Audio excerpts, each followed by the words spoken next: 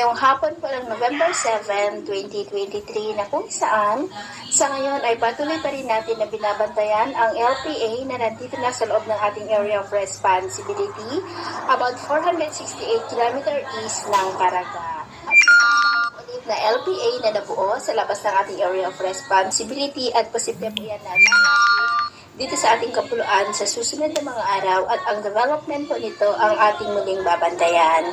Sa ngayon din ay patuloy pa rin ang pag-ihip ng hanging amihan dito sa northern part ng Northern Luzon na nagdudulot ng malamig na panahon lalo na po yan sa madaling araw. At easterlies naman ang umihip sa mas malaking bahagi na po ng ating bansa na dahilan naman ng pagkakabuo ng mga localized thunderstorm. At sa lagay ng ating panahon sa ngayon ay generally fair weather naman sa malaking bahagi ng ating bansa, pero dahil sa mga localized thunderstorm ay maulap po ang kalangitan na may mga pulupulong pagulan sa ilang bahagi ng Ilocos Sur, Isabela, Santa Ana, Cagayan, Quezon, Batangas, Laguna, Bicol Region, ilang bahagi ng Mimaropa, Eastern Samar, Bohol, Cebu, Negros, Iloilo, Capiz, Zamboanga Peninsula, Northern Mindanao, Caraga, Davao Region at Sorsogon na posibleng magtuloy-tuloy ang mga isolated rain sa ilang mga lugar mamayang gabi kaya mag-ingat po tayo sa mga banta po ng mga pagbaha